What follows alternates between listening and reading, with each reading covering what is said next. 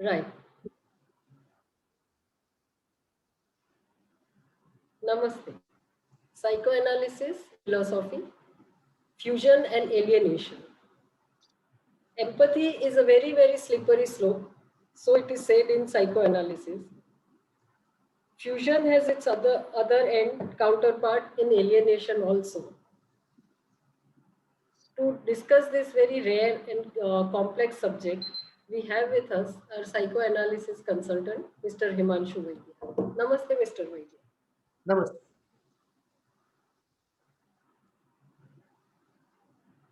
How do you see these two terms, fusion and alienation? Both these terms at the first sight seem to be opposites. However, uh, in general usage, they both belong to two different continuums which are related to each other in terms of meaning. The first continuum is the psychoanalytic continuum of fusion and abandonment. This is the first continuum, the psychoanalytic continuum. And the second continuum is used in the area of philosophy of anchor and alienation. So alienation and anchor is second continuum used generally in philosophy.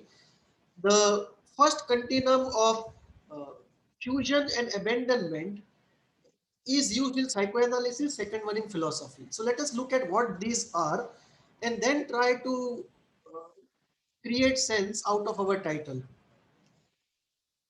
The fusion abandonment problem is an old problem in the psychoanalysis, and we say that many individuals keep oscillating between these two extremes, particularly those individuals who suffered or experienced intense object loss in early life. So they develop this fear of abandonment, which makes them seek other people. But the moment they get close to other people, they fear fusion. They fear losing their identity. They fear being stuck and suffocated in that fusion. They fear the disintegration of the ego. They fear the complete primal chaos if the ego were to be disintegrated and if all the boundaries were to be erased.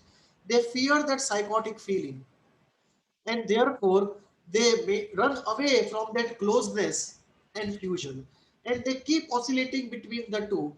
On one hand abandonment, on the other hand fusion. Both the extremes seem terrifying, and they keep oscillating between the two and never reach at optimum closeness. So they try to do it. Some of them do reach. I should not say never reach. Some of them do reach optimum closeness. But for most, finding that optimum point is a optimum zone is a problem. So this is the psychoanalytic continuum of fusion and abandonment. The fusion and abandonment continuum. The second is the whole philosophical concept of being anchored versus being alienated. Now this comes up in the context of Hegel, that Hegel, while commenting upon Immanuel Kant, he said what Immanuel Kant did was to position the knowing subject in front of the phenomenal world, and thereby creating an unbridgeable gap, a valley, a gulf between the subject and the object. And this created a kind of an alienation because the subject does not feel that he has any relation to the object except as a knowing entity, an experiencing entity. So the object becomes the other, and the other is radically different from oneself. And this creates a situation where one finds oneself completely alienated from the other, and in this case, the other is the nature. Not only the nature, but everyone else in society and the society and the world at large, that the modern individual finds himself not anchored in the world, but standing apart from the world as though he was alienated from the world. And this Hegel's idea of alienation, which he puts the onus on Kant for having created this alienation in philosophy by positing the subject independent of the object that is being known, and there being no unifying reality which unites both of them or which underlies both of them or in which both of them are embedded. When there is no such unification and you only have the subject and the object, it is natural for the subject to feel alienated from the object. And in this case, in our case, when we have an individual in front of the world and there is nothing unifying the two, it is natural for the individual to feel alienated from the world, because the world then looks just as the other, which can be partly known through the senses and experience. So the whole idea then is that this alienation from the world creates a sort of unhappiness which is very philosophical and existential in its roots and is not the subject matter of ordinary psychology. It's much deeper than what we deal with. It's a much more fundamental existential situation, a historical situation.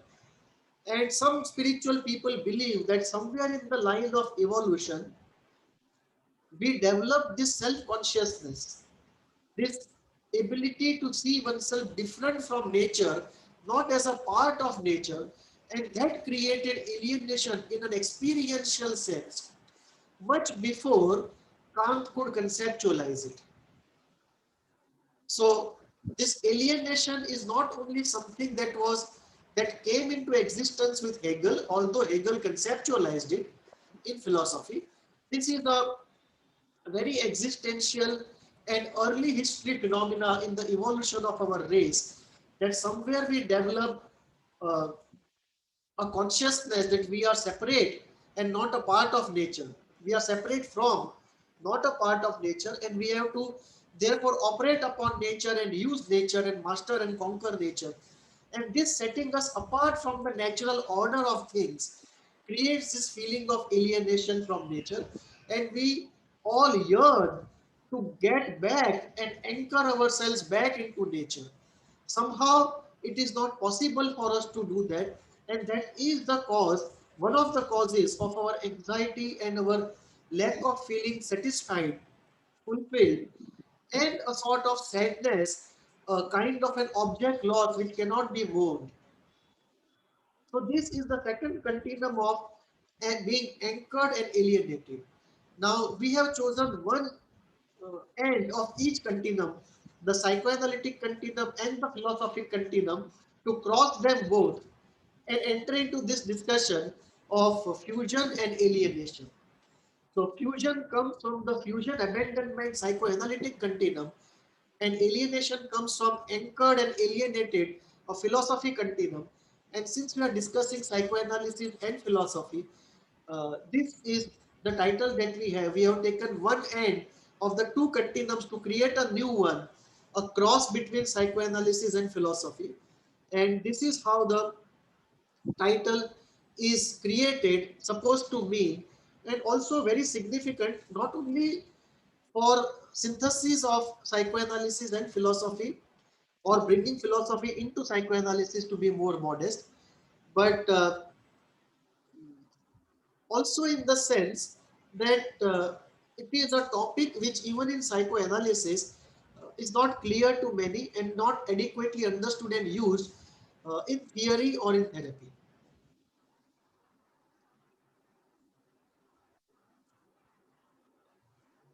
What is the paradox of fusion?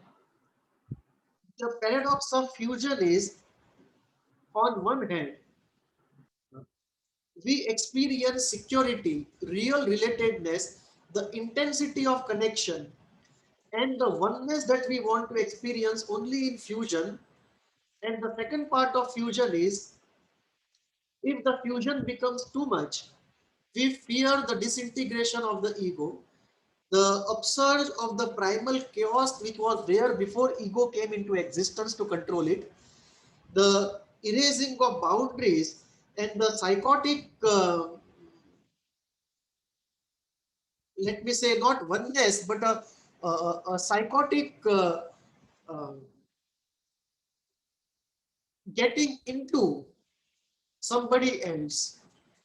And this is the difficulty of fusion, that on one hand, fusion provides us with security, intensity of relationship, intense gratification, and a feeling of fulfillment that really we are in a relationship.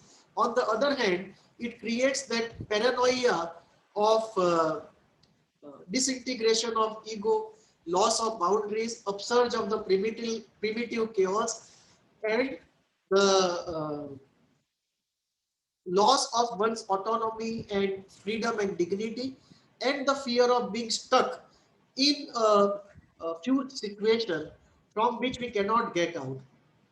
And this is the dichotomy with which we struggle with in all our relationships: how much to fuse and how much to be autonomous. Because too much of autonomy does not provide us the gratification, intensity, and the fulfillment, and too much of it creates this paranoid anxieties of early life. So there is a paradox of fusion, and one of the paradoxes of fusion we see is the moment the dyadic relationship becomes a triadic relationship, because the triad inevitably disturbs the fusion which is there in the dyadic relationship. And this is one problem of fusion. The second problem of fusion, the first, as I said, is the primitive difficulties it creates. The second is the uh, our difficulty in functioning in a triad complete compared to a dyad. And a triad inevitably creates many difficulties. One of the difficulties is the difficulty of dilution of the fusion. And the third element is uh, related to this whole idea of two autonomous individuals relating to each other.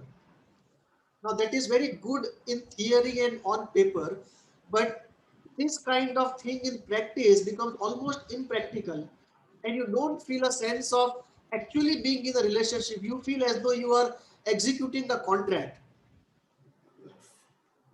So this official relationship, which comes about by what they call as on paper, two independent autonomous individuals relating out of their own free will, respecting each other's free will, it's good on paper. It doesn't work that way in practice. In practice, without fusion, we don't even feel the relationship is really ongoing. How much fusion is a different question. But this no fusion, complete boundary intact, two adult individuals, autonomous, interacting with each other, respecting each other's boundaries all the time, it looks more like a fantasy rather than reality. So this is the paradox of fusion as to how to do it. And another paradox of fusion is how to sublimate it into the spiritual area and how to use it as a technique in the spiritual area. Those aspects of fusion, the, the the potential in fusion, and to what heights fusion could be raised, and how it could be sublimated and experienced for spiritual growth and personal growth. That is another point we'll touch upon later. But classically, these are the fusion paradoxes. Similarly, is there also paradox of alienation? Yes, ironically, there is that anchoring in the community also means giving up partly of one's freedom and individuality, and to some extent accepting the brainwashing and the indoctrination that comes with culture. So there is a cost of anchoring also. There is a cost of freedom, both of the individual in conduct as well as in making up of one's own mind. I'm talking about the manufacturing sense, the way our minds get made up in the process of exchange with the culture. So there is a cost of alienation also, that I mean there is a paradox of alienation also, that if you are anchored and not alienated, There is a heavy cost in terms of personal liberty and freedom of one's conduct and one's mind. That is one. One is too much under the control of the society or the tribe. It almost becomes a tribal situation. If, on the other hand, you have complete alienation, then you have freedom on the positive side, but you have this sense of anxiety, this sense of sadness, this sense of loneliness, and this sense of depletion of energy and motivation, and the lack of purpose, the feeling of emptiness, ennui, and this feeling of absurdity and meaninglessness. So this is the paradox of alienation, that we have the cost of alienation and the benefits of alienation, the cost of being anchored and the benefit of being anchored, and we have to find some optimum zone in between where we feel anchored but not suffocated, and we have an optimum freedom which does not give us the pathology of alienation. So, is there really a possibility of finding an optimum between this fusion and alienation? Yes, there is, and I think uh, many societies have passed through that optimum zone. The difficult part is with human beings that we find it very difficult to stabilize ourselves in the optimum zone even when it is there. For some reason or the other, or maybe because of many reasons, some out of our control, we move out of the optimum zone very soon. If we look at various societies, I can at least talk about the Indian society. The Indian society in 60s and 70s was very much in the optimum zone. A very good zone between being anchored and being alienated, being fused and being abandoned, somewhere between fusion and abandonment, between anchoring and alienation, or even if you cross the two, between the fusion and the alienation, a very good zone, because these are like two extremes. When we say fusion and abandonment, it is abandonment by an object or a set of objects. When we say alienation, it is a virtual cutoff from existence around us. It's a kind of a super abandonment. However, it happens not because the other abandons, it happens because it gets abandoned inside of us. So, while abandonment and alienation are not the same, but what happens inside of us as a result of the two uh, have very close connection to each other. They are very close to each other, because we are talking about an object loss and a super object loss of the big other. Of course, there are differences, but still there is a very close connection between not connection, but they are very close to each other. The results of what happens as a result of abandonment or alienation. So when we talk about this whole area of fusion, abandonment, and alienation, uh, there is a mid zone, and societies were there. Indian society, I can tell you about it, 60s, 70s. I'm sure other societies would have also passed to that optimum zone. And the whole idea is, can we return to that optimum zone? And I think it is possible, not possible overnight, but possible if we all have a discord, think about it, and work towards it. So it's possible to um, get into the optimum zone both for individuals, and society also can facilitate this. Much of it also has to do with the paradigm which is currently at vogue, in vogue, I would say, and that is modernity. I feel with the closure of modernity, it will be much easier for the people to really find the optimum zone and overcome these problems of the pre-modern fusion and the modern alienation.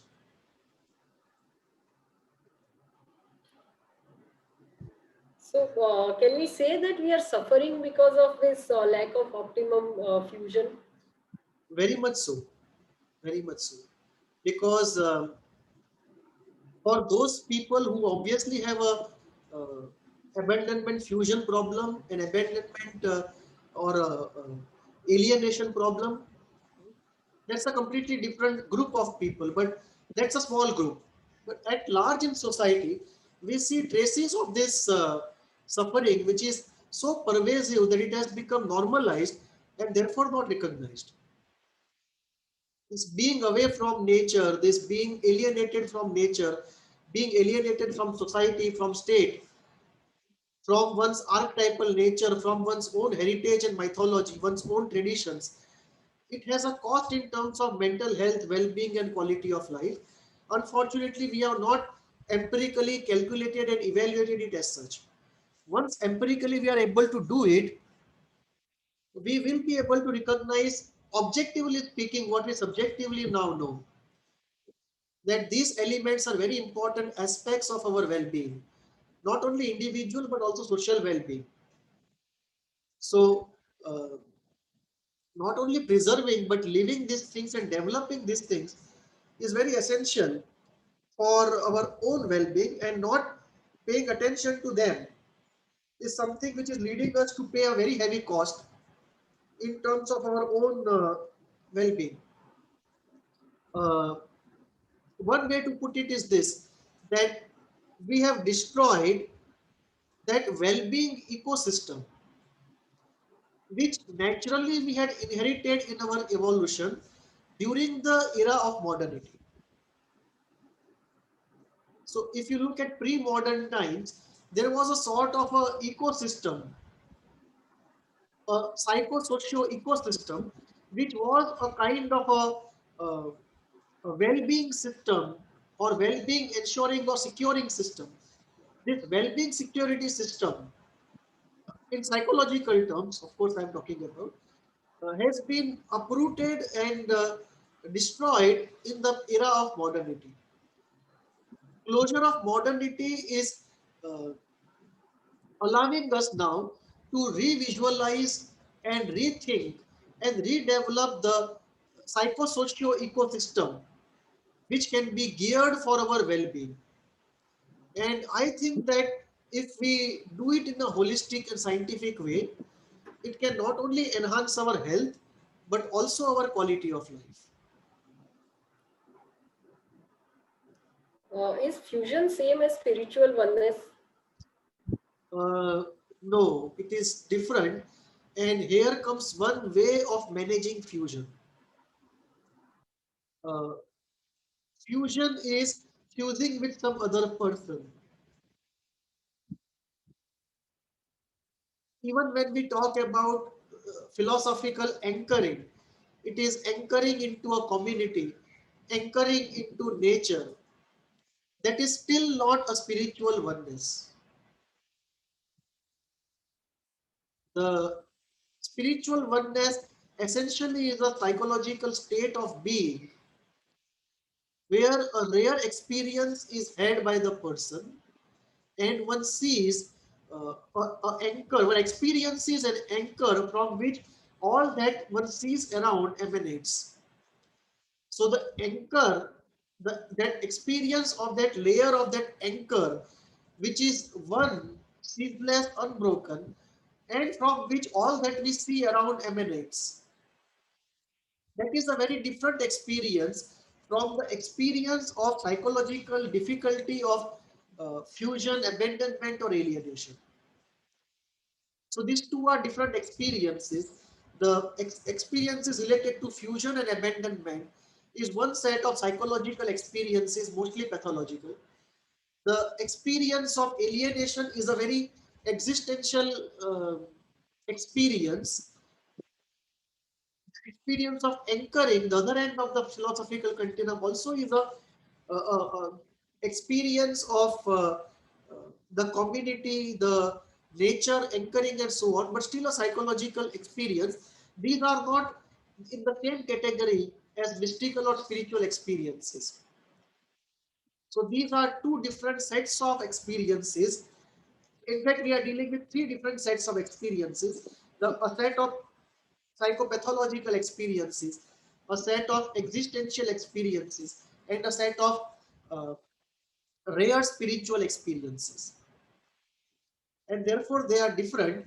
However, spirituality does offer us a different way of overcoming these problems of abandonment, fusion, anchoring, and alienation. And outside of this uh, framework, there is a different position, a different approach, and a different conceptualization of purpose of the self and reality. And that is something that spirituality offers us as an experience, as a way out, and also a basket full of techniques to make that thing happen. So the two are different, and we should not confuse the goal or experience of spiritual oneness with either of these four terms that we are using.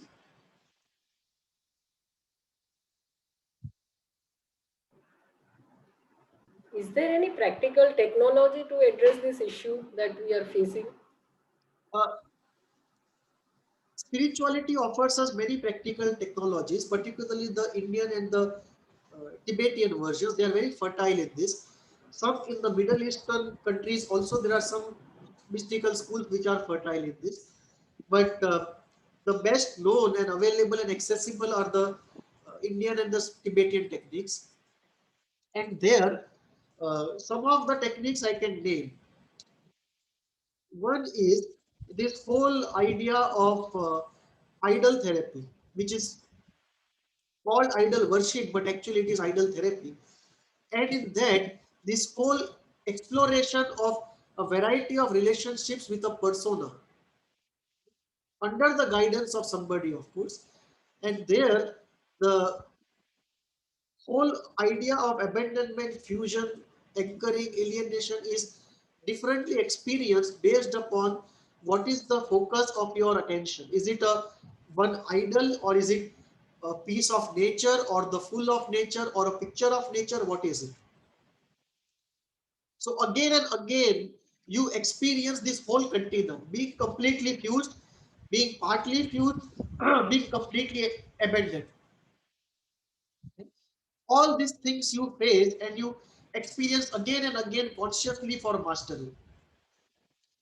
Then we have this whole techniques of uh, what is called in Tantra, they call it Avishkar, living, being somebody or living with somebody, and then separating. And this creates a very different experience inside. And again, when you go through the same experiences, the two ends of the continuum, over a period of time, the insight and mastery develops. When the fusion or the anchoring is too much, spirituality offers a way out in terms of some techniques which are there in pranic healing, in Reiki, and other holistic healing techniques of loosening out or reducing the intensity of what is leading to this fusion, this engulfment, or this being stuck in abandonment or being stuck in alienation.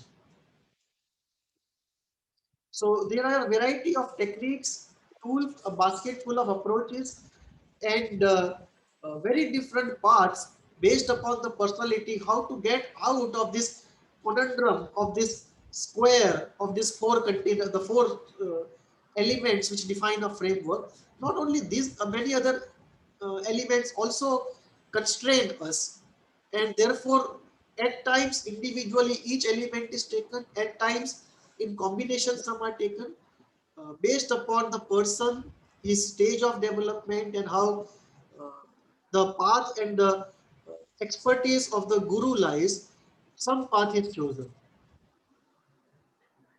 So when you're talking about some practical technique to kind of overcome this, something comes to my mind, which is maybe part of this modernity, is some kind of escape. People try to find an escape rather than get resort to these kind of techniques which help them evolve through kind of this and reach some optimal zone. Yes. And that is where the uh, two things happen.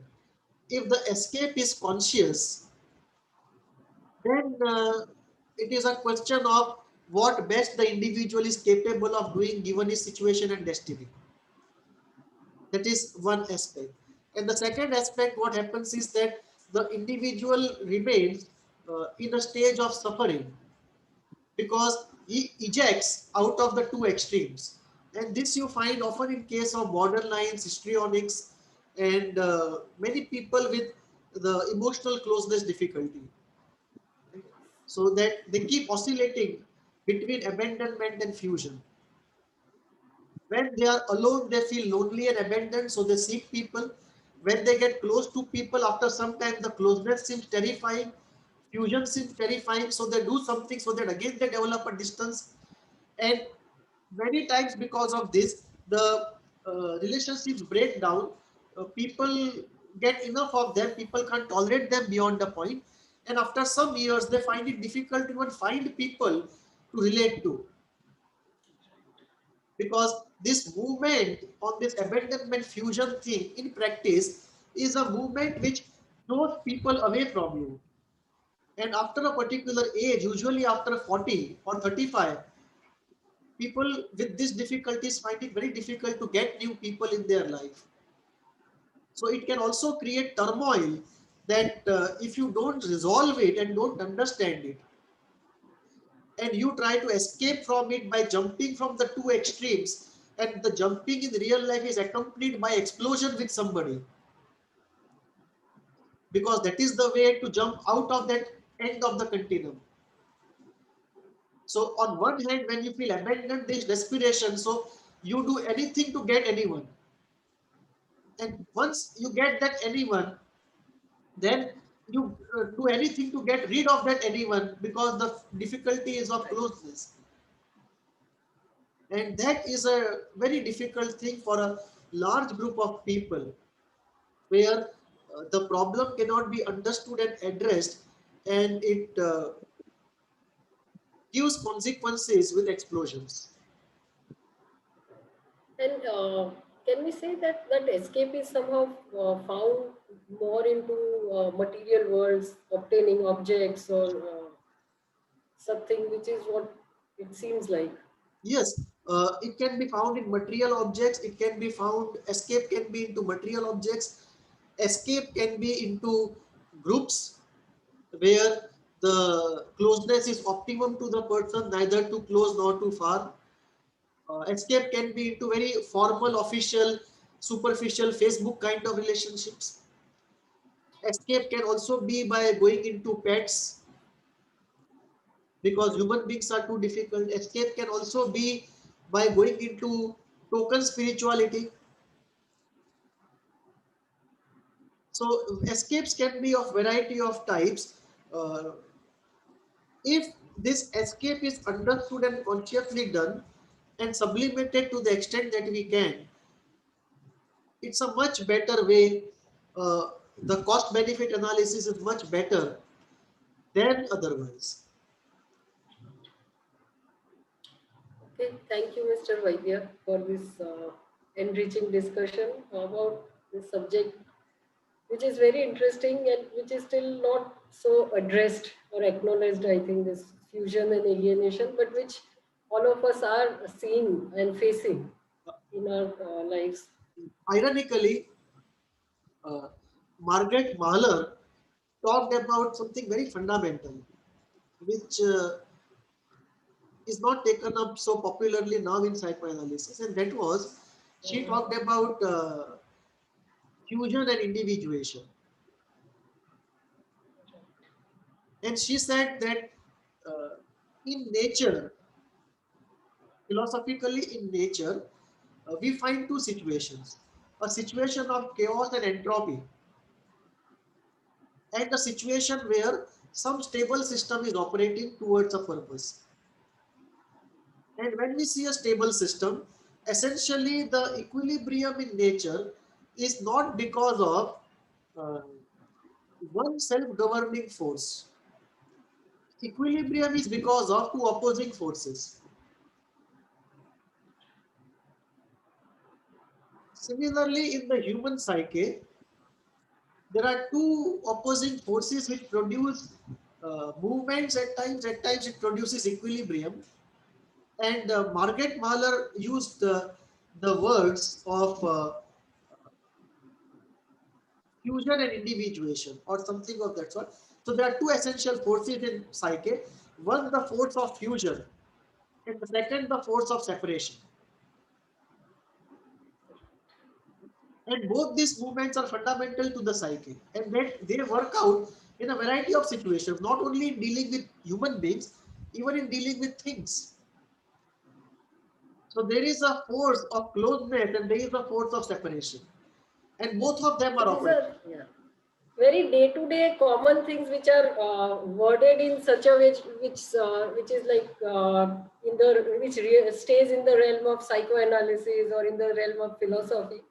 But So, actually, these are very day-to-day happenings. If you can really relate this word to a common life. but in this language, it sounds like psychology. Yeah, exactly. Once you use this Thank you. language, common sense sounds like psychology. So, so this the two forces of fusion and separation, I think they are very fundamental to all pathology.